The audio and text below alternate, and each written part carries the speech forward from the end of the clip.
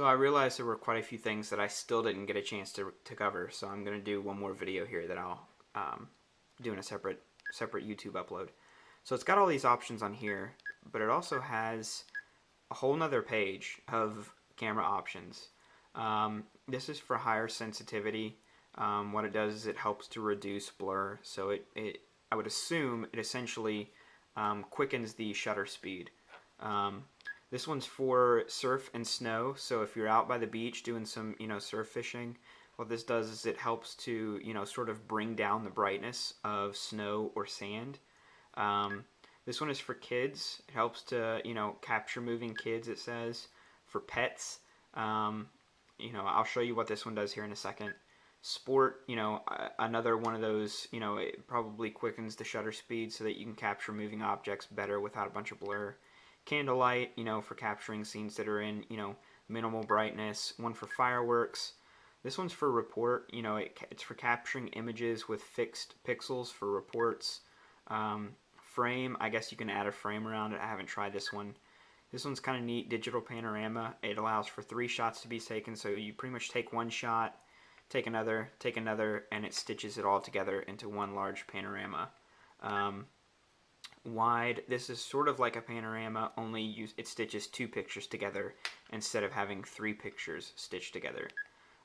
Food, if you want to take pictures of, whatever food you're making, I guess. Text, this one, creates easy to read text. And then night scene portrait, so shooting out at night if you're taking pictures of a person. I guess this would be highly helpful to you. Let me see here. Let me get this ready. Okay, so I told you how to explain the dog thing here. Pet. Okay, let me get my computer ready here. What I did is I just pulled up a picture of a Labrador retriever, excuse me, tripping over my tongue here. And so what this pet mode does is it has select breeds of different animals that the camera will actually help to recognize. So if I move this up here, as you can tell, it sensed the dog. So the blue square that you saw, I don't know if I captured it that time, I wasn't paying attention, but it'll show a blue square around the animal, and then it will automatically take a picture. That way, if the dog looks up at you when you're trying to take pictures of it and you're not fast enough to hit the shutter speed or hit the shutter button when the animal looks at you, it automatically snaps the picture when it senses the animal face in the frame. So as you can tell, over right here is the shutter. So I'm not even going to have my finger on there so you can see sort of what happens here. So it senses the dog and it takes the picture. So it's pretty cool. It's just one of those things that, I don't know if you'll ever use it, but when you do, maybe it'll be helpful. It's still pretty neat. So let me go back to the just auto picture. This is another thing that's really neat. I have already found this helpful. Sometimes you're on the water by yourself and you want a really good picture of you with maybe, the best catch of the day, something like that.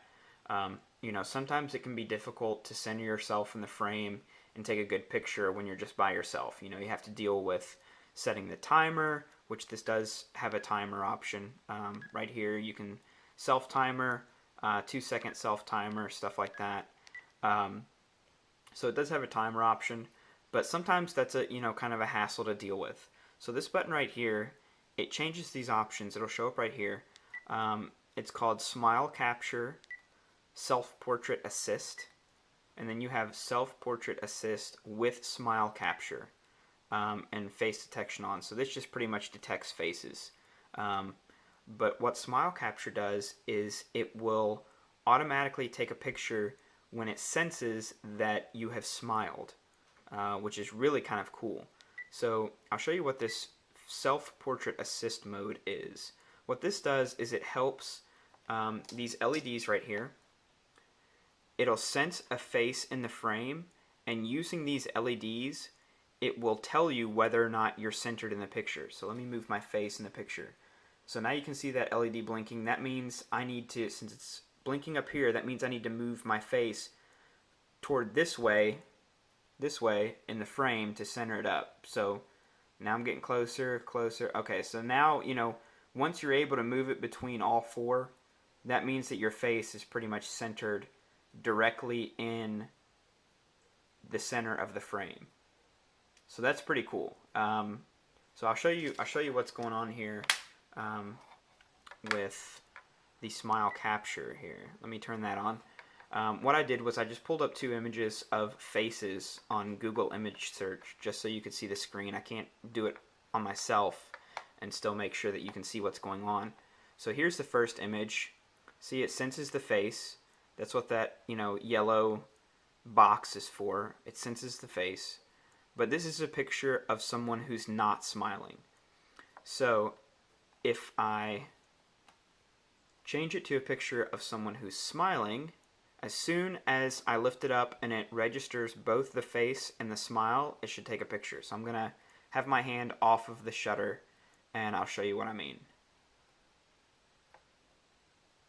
If it'll do it because I don't know if it'll do it because of the glare. Yep, see, there it goes. Took a picture. So I'll show you one more time here. As soon as it detects the face and the smile, I think there's a little bit too much glare. Let me change my angle. Oh, yep, there it goes. Okay. So this is something that, when you're out on the water, it's very easy to, all you pretty much do is turn that option on, and then you can go, let me close that.